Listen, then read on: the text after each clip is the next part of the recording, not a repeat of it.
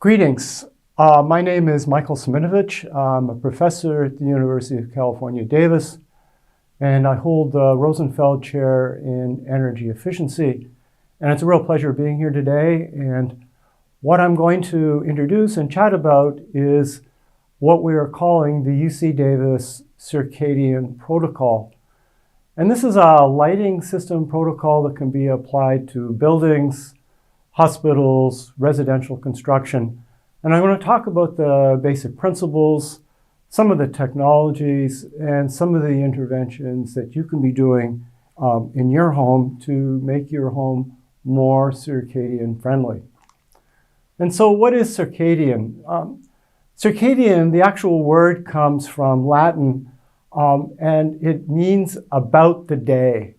And it's the concept that the lighting characteristics of our exterior environment typically change throughout the day from sunrise to sunset. And both the color characteristics and the intensity characteristics vary throughout the day. And there's a whole new science of circadian lighting and circadian health that has originated over the last 5 to 10 years, really looking at trying to understand how this variation in light affects us biologically and how it makes us a more healthy individual. So I'm going to talk about the concept of circadian and circadian lighting as it refers to the construction of our near environments. And so this is basically a color signature of daylight. And we know that daylight is a very broad, very rich spectrum. And we all really like daylight, and we think of daylight as being a very static condition.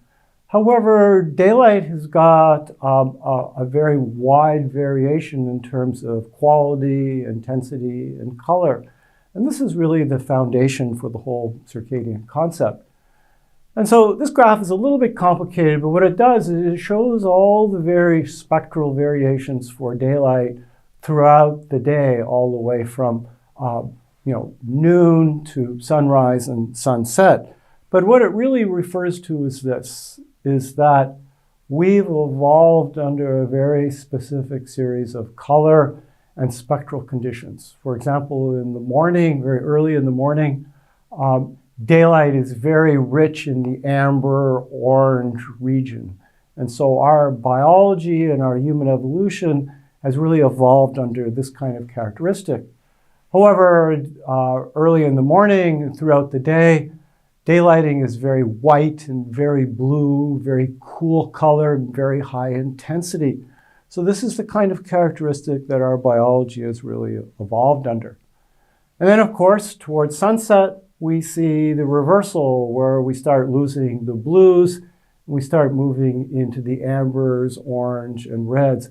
And so this diurnal or daily cycle is something that our biology has really evolved very closely to. And the whole term is called circadian. It's about the day. And so when you look at this all together, we see this kind of very cyclic variation in light, where we see in the morning, throughout the day, a very bright, very cool, very blue kind of lighting characteristic. And then it cycles towards evening into this very rich amber red kind of spectrum. So this cycle is very well understood, and really our biology has evolved under this, and we expect to see this as a species in order to be healthful. And so when you look at this in terms of how does this track relative to melatonin, and melatonin is really the foundation hormone that's driven by this diurnal change in daylighting conditions. And so early in the morning, we have a high level of melatonin, and then it suppresses very quickly, and it goes to a very minimum. And then towards early evening, it starts building up again, and then it peaks out late at night, and it goes through this diurnal daily cycle. This variation in melatonin tracks very closely the intensity and color conditions of daylight. And so when we think of lighting in terms of how we light our homes, our places of work, our hospitals, It's been very driven by what we call visual pathways. And visual pathways on light refer to the idea that we can see obstacles, we have visibility, we do color rendering, we're looking at visual acuity issues. However, there's a whole secondary pathway called the biological pathway. And this is how light affects our hormones. And so the whole circadian lighting concept is that variations in light affect melatonin. And so now there's this whole science of circadian lighting that really looks at how light affects our biology and makes us happy as a species. And so what does this mean to sort of our modern construction? Well, as most people know, we are moving very rapidly to electronic light sources, LED, light-emitting diodes. And this predominates in our places of work and our home, that electronic light sources is the way that we're lighting our spaces. And so we're all very familiar with the wide variety of kinds of LEDs that we put into our homes and into our offices. This solid-state technology is very energy efficient and is basically now being used worldwide for how we light our interior spaces. So the basic guts of a LED is it's a small electronic device that makes a little bit of blue light that is then covered by a phosphor that re-emits in the visible spectrum. So the LED is a solid-state technology. It makes a little bit of UV light that makes visible light. This technology is very much driven by what's called a blue pump phosphor. So inside every light source that we have in our buildings is this little miniature blue light, and this is called the blue pump. So it makes a very rich blue spectrum as the foundation for LED technology. So again, another energy or color signature. And if the blue line here represents the color signature for a typical LED, and you can see there's a very strong peak in the blue spectrum. And this is basically LEDs work, is they make a large portion of blue. Now, the interesting issue with blue LEDs is that the peak of the LED lighting system happens to correspond with our peak circadian sensitivity. So this alignment creates some issues because basically you don't want to see blue light at night, and this can be really problematic in terms of suppressing melatonin. So a short number of years ago, the American Medical Association actually became quite concerned about light at night. We have light from our televisions, we have light from our computers, we have lights from our cell phones, which are very rich in the blue end of the spectrum. And the AMA concluded that this light at night is having a profound effect on our biology, principally by suppressing melatonin. So they declared and made a very strong statement saying that lighting at night disrupts our hormonal balance, or suppresses our melatonin, and can be quite harmful. So this was a very definitive statement from the American Medical Association, and it's really the foundation of this discussion that we're having today, is how light affects us biologically.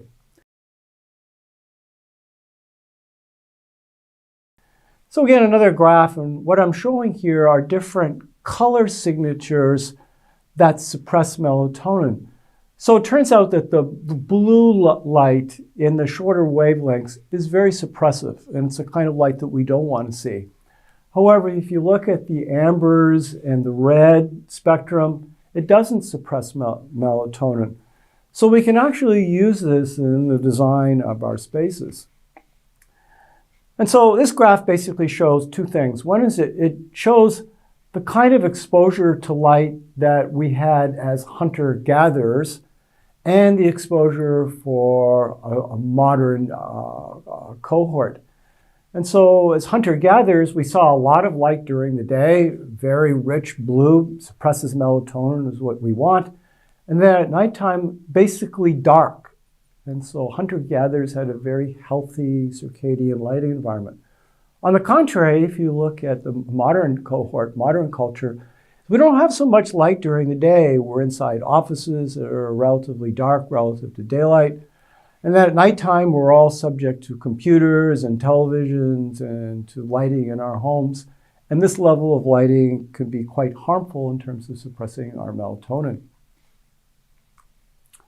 So at UC Davis, we've been looking at this, and we've been looking at how color and intensity affects melatonin, and how can we use this in terms of creating more healthful environments that more closely emulate the daylight characteristics that we have outside.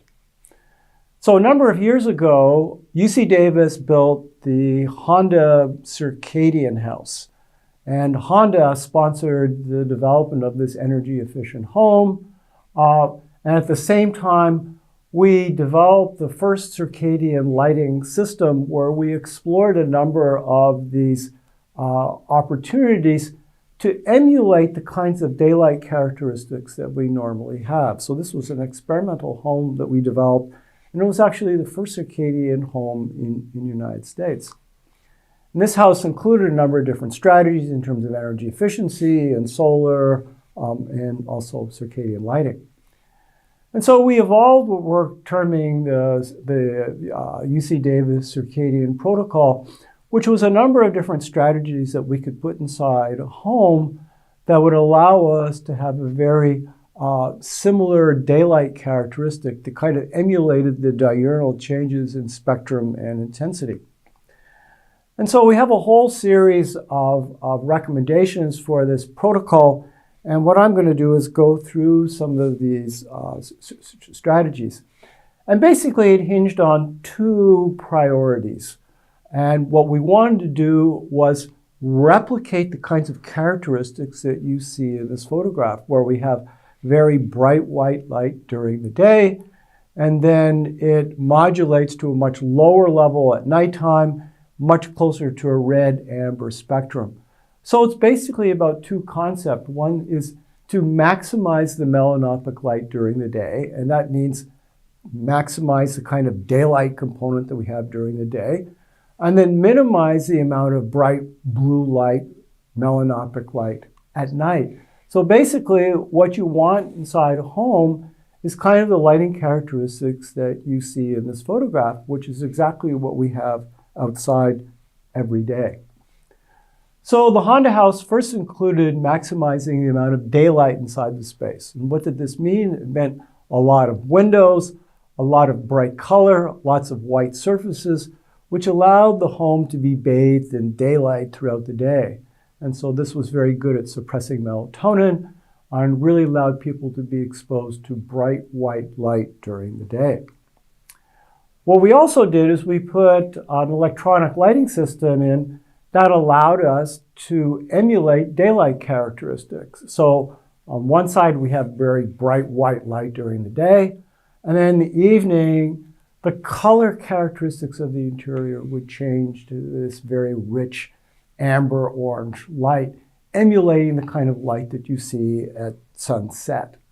Okay. And this is just a floor plan, and what we did is we put this lighting all over the home that allowed us to have this low level of amber lighting.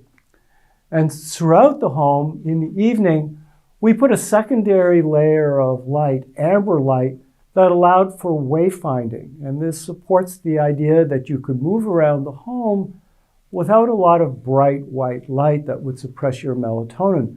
So the amber light allows you to keep your melatonin, but gives you enough light for visibility to easily navigate the space without being blinded and without suppressing melatonin. So it looks very nice, it's very warm, it's very much like sunset lighting.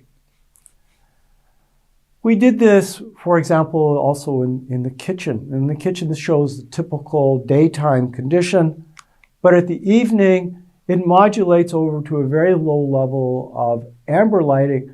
So if you were to get up in the middle of the night to go into the kitchen to get a drink, or get something in the refrigerator, you would be presented with this very warm amber light, which would allow you enough light to navigate the space, but would not suppress your melatonin. So this made the environment much more conducive to a healthy living condition.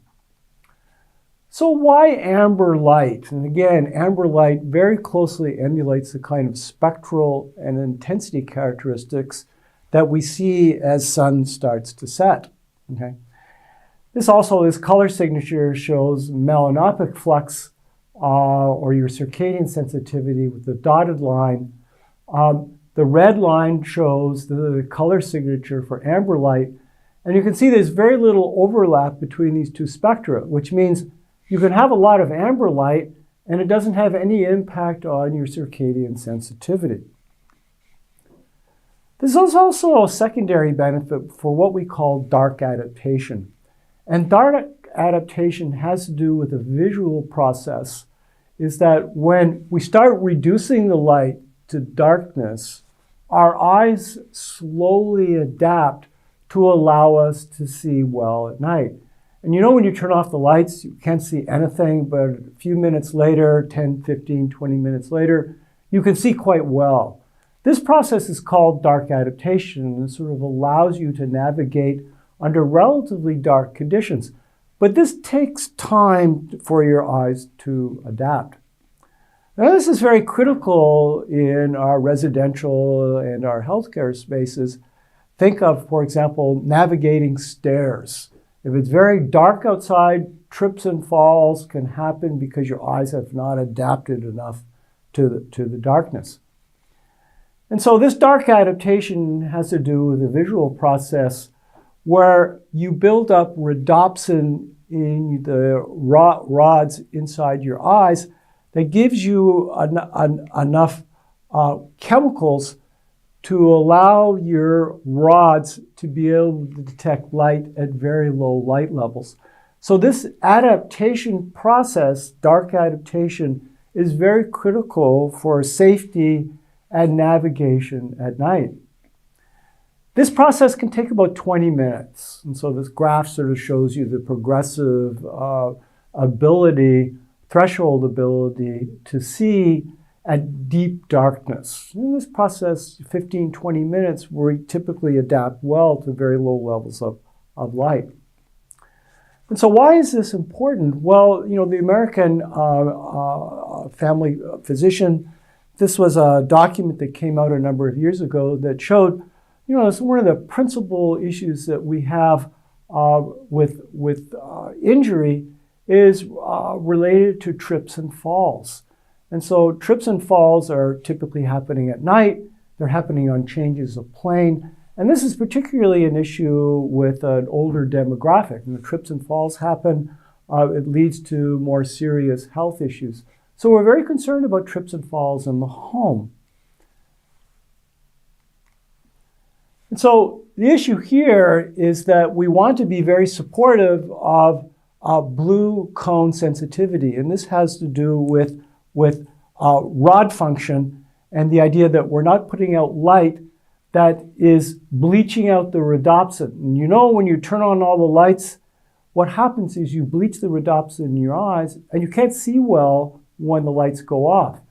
And so what this really means is we want to have light in the amber red region at night that allows us to maintain dark adaptation.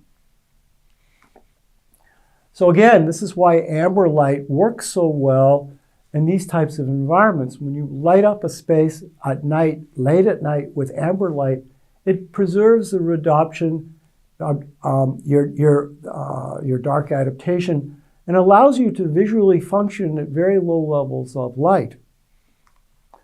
And so in the Honda house, what we did was we populated the whole home with these very low amber lights situated along the walls that allowed navigation, so a person could see navigating throughout the home, but also very importantly, it didn't bleach the rhodopsin. So the rhodopsin is a secondary issue to melatonin. Melatonin is about a hormonal function. Dark adaptation is about preserving rhodopsin. So this light turned out to be very useful for this kind of application. So again, we did this in the bathrooms. And if you look at these two examples, if I go into the bathroom on the left that's brightly lit, I can see what I'm doing, but now I've bleached my rhodopsin, and when I head back to the bed, I'm visually blind.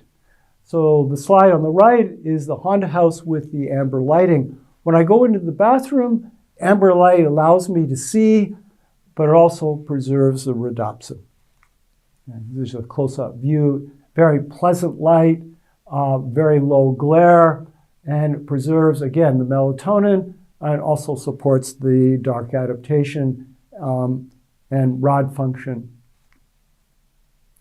We also looked at this experimentally throughout the home. We put this into the kitchen. That allowed a very low level of amber light so a person could navigate throughout the home, preserving dark adaptation. We are applying this to hospital design and working very closely with the folks at UC Davis, looking at how do we apply this kind of circadian lighting concept to patient rooms. And we're looking at the idea, the bathrooms and the patient rooms in the new hospital of having this very supportive amber light that when a patient gets up in the middle of the night to go to the bathroom, they don't turn on all the lights. This preserves the melatonin and allows them to sleep.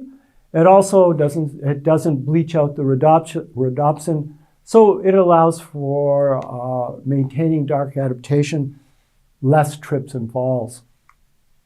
And we're looking at this experimentally in terms of how can we put this into the patient room so a nurse can come into the room to do visual inspections, a patient can navigate the space at night without a lot of blue-white light. This is just looking at the bed and the view into the bathroom. This is a model hospital room where we're looking at the experimental application of amber-based lighting.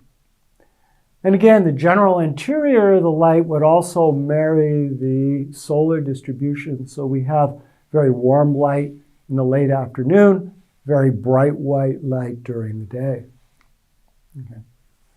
We're also applying this throughout the hospital facility, looking at the corridor lighting so that the corridors don't produce interference into the patient rooms. And so we want a daytime, nighttime mode. We want to reduce the circadian disruption into the patient rooms. And interestingly enough, it also reduces ambient noise. Okay. So this is an experimental corridor where we're working out the different spectral characteristics. And these are actually actual corridors where we're looking at this kind of diurnal variation in spectral distribution that supports a more circadian well environment. And this is the concept as it would apply to a hospital space where the light would navigate from a very bright white light to a much lower level amber light, creating a more supportive environment for patients.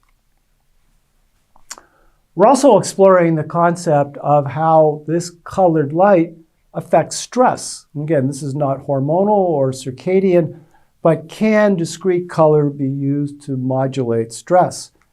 So stress in medical facilities is a very important concept. There was a lot of work looking at stress with COVID, and people who were under high levels of stress didn't do well. We're looking at environments like pre-op surgery. It's a very stressful kind of environment.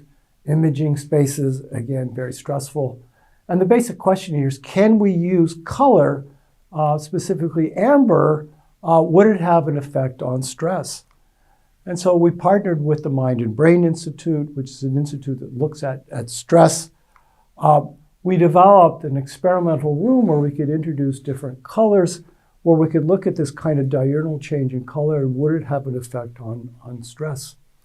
And this is basically a color map that shows all the visual colors that humans can see. And what we did was we sampled all kinds of different colors and we looked at, does any specific color actually reduce stress?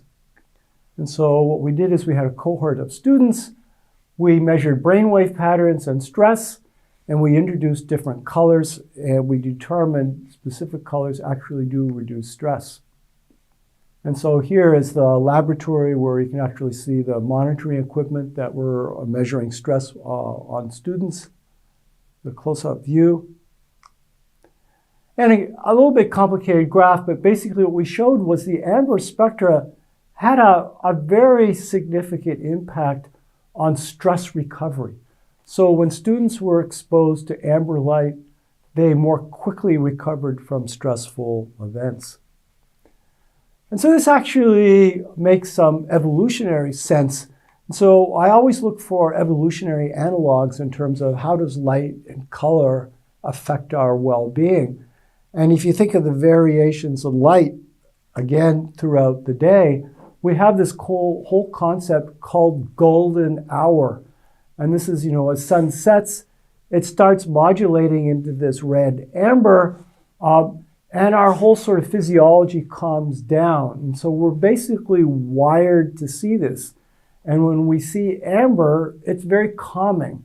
And so the explanation is that we looked at this experimentally and we showed that yes, golden hour type quality of lighting actually does reduce stress. And we think that there's a good evolutionary argument on this because of this. So you think of these kinds of scenes, it's basically the characteristic of light is moving towards this red amber. And we expect to see this so that our biology has evolved under this. Our body's starting to wind down, we're starting to relax. And so we're really looking at this as an interesting example. Also, culturally, we've evolved with the idea that fire, is kind of a calming influence. We've all sat around the fireplace and sort of been very soothing. And so we think that there's a very interesting relationship there with color and stress. So we've been working on how do we make this available to the general public. And what we've done is we've designed and developed what we're calling the Davis lamp, which is a lamp that you can have at home that will allow you bright white light during the day and this kind of amber orange light at night to help you see, but also to support stress. So we're in the process of commercializing this. And the Davis lamp allows for a very good color, gives you an amber spectrum for stress. We've actually measured this and we've looked at the amber spectra, and it is actually very efficacious in terms of reducing stress. So at night mode, it has very low melanopic content as well. So this will also support your circadian wellness with the idea as you start moving and modulating into a richer, more amber spectrum. And again, I'm sort of showing the diurnal variation on this. The sunrise, sunset picture is how our biology has evolved and how it supports us in terms of melatonin and also in terms of rhodopsin. And what we're doing is we're developing technologies that allow people to put this into their homes. So what is it that you can do today in terms of a home intervention that would allow you to support a more circadian, healthful environment?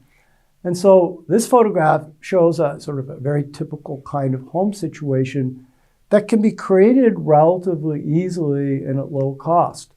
And so we have a whole series of variations on what's called the Circadian Protocol, but I'm really just going to focus on the amber protocol. There are low-cost amber strip lights that you can purchase to wire your home inexpensively and safely with an amber spectrum that will support this. So for the handy person, this can be introduced relatively easily, typically in the toe kicks in the bathroom and in the kitchen. And this shows a very simple retrofit that can be done in a kitchen environment. And this can be sensor-based, which will allow the light to modulate according to presence. This shows the toe kicks in a retrofit in a kitchen where amber light is introduced to provide a very low level, very soothing, very calming light for nighttime navigation. This is very inexpensive and very easy to do. The picture on the left is the Honda house where we used a commercially available fixture with an amber distribution to create this very specialized home environment. But you can do this easily at home today because there are quite a number of commercial technologies that simply plug into an existing socket that give you an amber-like distribution that has greatly reduced blue content and white light. This will support navigation throughout the space. It won't suppress your melatonin, or it won't bleach out your rhodopsin. This is a very easy intervention that can be done today very inexpensively. These technologies are broadly available. They simply plug in. Some of them are sensor-based. They use very low levels of energy. So when you come into a room, these things will pop on. When you leave, they'll turn off. And it provides the right type of light distribution at night without a lot of blue-white light, which is what you do not want at nighttime. This shows a more commercial kind of fixture that's a wall insert. This requires a little bit more of a sophisticated approach, but definitely something the homeowner can do. One of the easiest things that you could do is an under-bed nightlight. These are commercially available technologies that very easily attach under the bed. They are sensor-based, so when you get out of bed at nighttime, this amber light will come on. This will give you enough light to leave the room and come back in, and then we'll switch off after a preset amount of time. These are widely commercially available. They're being used in hospitals today, and it's a really great idea for children, for adults, under the bed. It's a very high quality of light at night. These plug in. They can be also, some systems will allow you to modulate the amount of light in terms of the intensity. And with a sensor-based system, will turn off after you've come back to bed. So this is one of the most practical, easy retrofit solutions that you can do today. So I thank you for the time today, and I appreciate you looking at this seminar, and you're more than welcome to reach out to me at the California Lighting Technology Center at UC Davis, and thank you for your time.